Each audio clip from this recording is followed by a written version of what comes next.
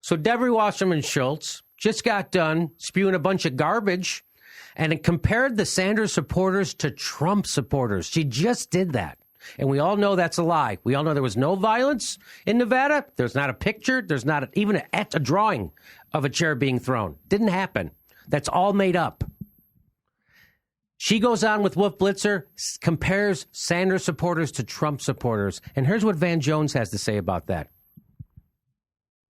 Well, this particularly coming from what her. She just did is not productive at all. Right. And I'm going to tell you right now, that just went down horribly. My phone is blowing up. Listen, she didn't have to do that.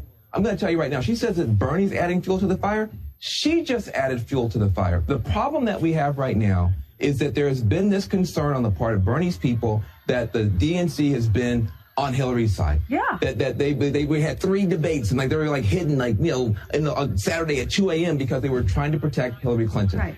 I don't think that was wise for her to do that. I think it was, first of all, Bernie did say in his statement that he's against the violence. Also, if you want to talk about violence, only one person's been arrested. It was a Hillary Clinton supporter, Wendell Pierce, arrested for assaulting a Sanders supporter. So if you're going to come out, you're going to talk about violence and you're the DNC chair, you got to be fair about it. I don't think she was fair. I think she's actually made it worse now. We've got to pull these people together. So the way Debbie Wasserman Schultz fixes the malfeasance that was taking place on video that we all saw take place, the cheating that the chair of the Nevada caucus perpetrated on the Sanders people. We saw it. There's video of it. We saw it. But what Debbie Wasserman Schultz does,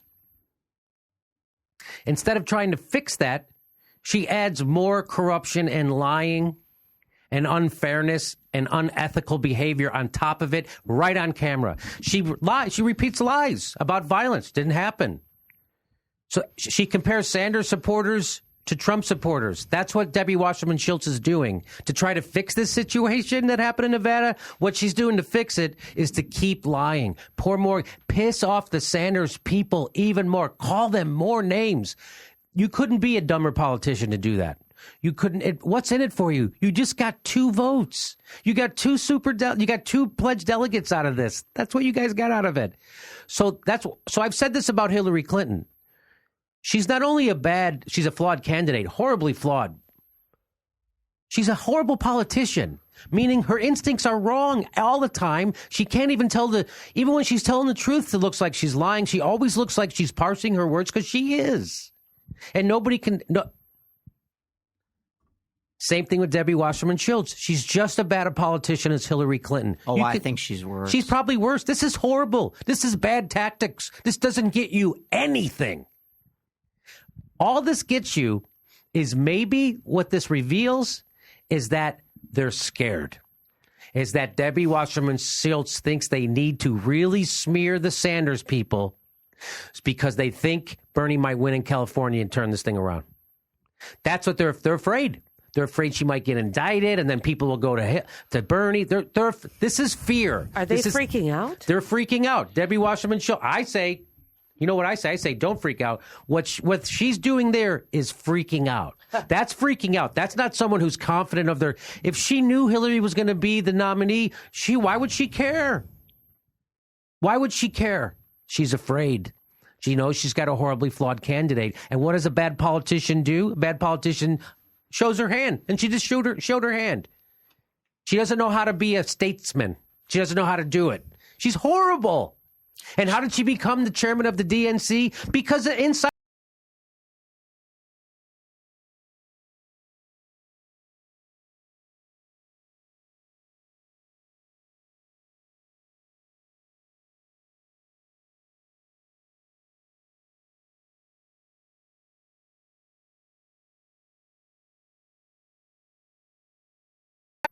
And it is. And it is slipping. There is no question. I mean, that is the one point where she's right about the comparison between Bernie Sanders and Donald Trump, is that the conventions that heretofore have obtained are slipping away. Yes, people are tired of the establishment politics. People are tired of it on both sides of the aisle. And she has based an entire career on that, and it threatens everything that she sees in her future.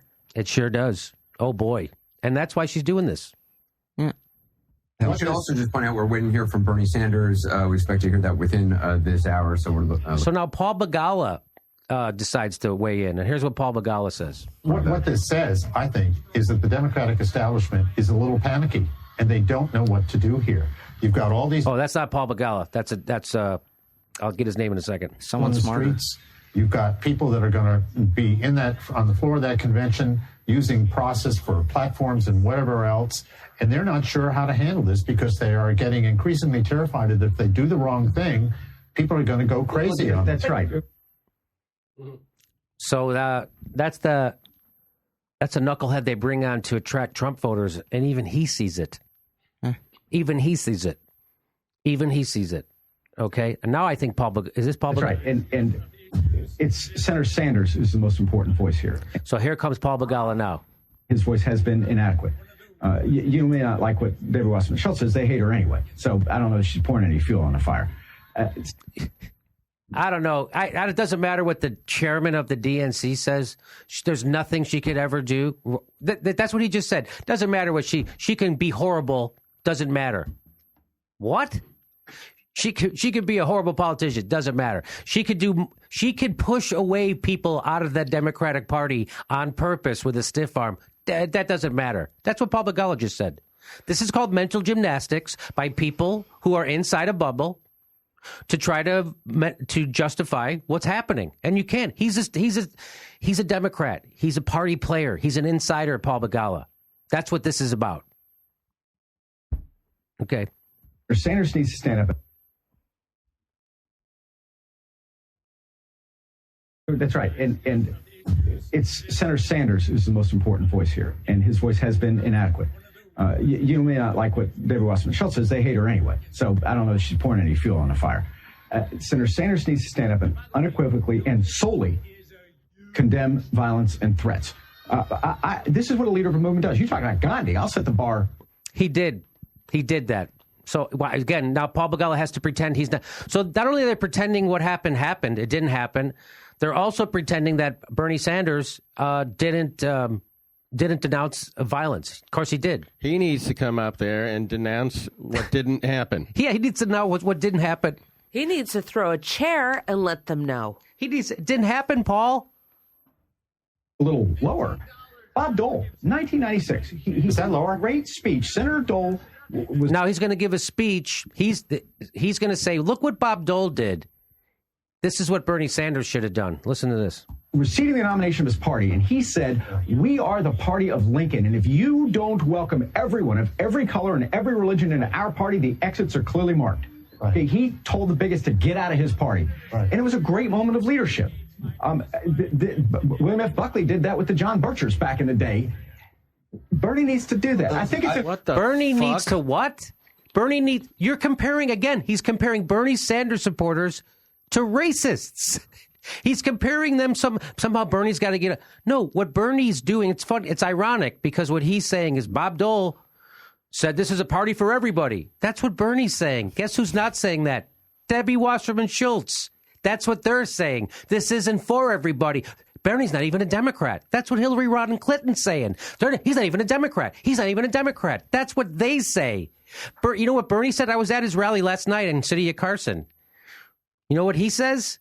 He says, Democratic Party, open your doors to everybody. He's saying exactly what Paul Begala wants him to say, and he's pretending that he's not saying it. And also, he's pretending that somehow Bernie Sanders supporters are equivalent to the John Birch Society, to racists in the Republican Party. Again, this might be the ultimate false equivalence of all time. That somehow they're the people that Bernie Sanders represents are the true liberals, the true progressives. They're the people who he's against are the corporate bought people. They're not real Democrats. That's what this is all about. Again, black is white, up is down, and gullible isn't in a dictionary. Look it up. Can I there's something much more chilling going on here. It's really troubling, which is what Debbie Wasserman Schultz, Paul Begala, and the various apparatchiks of the Democratic Party are doing is they're starting to signal very clearly, come the convention, your input is not needed. Yes.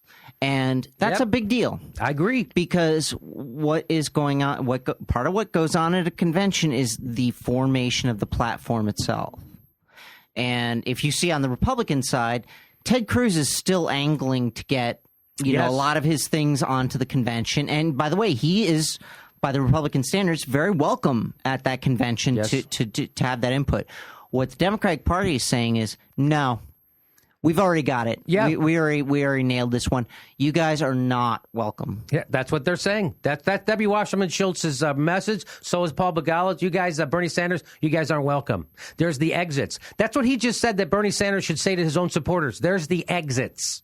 That's what he said that it's the exact opposite. Bernie's trying to open the party up to more people. They're doing that's why Bernie wins in open primaries. That's why, by the way, these were closed primaries. He won Oregon and a 50-50 split in Kentucky. And a state that she won by 35 points against Barack Obama, like crushed him in 2008. Bernie split it with her. Feel the burn. Don't freak out. Don't listen to the establishment media. Support independent media. Don't freak out.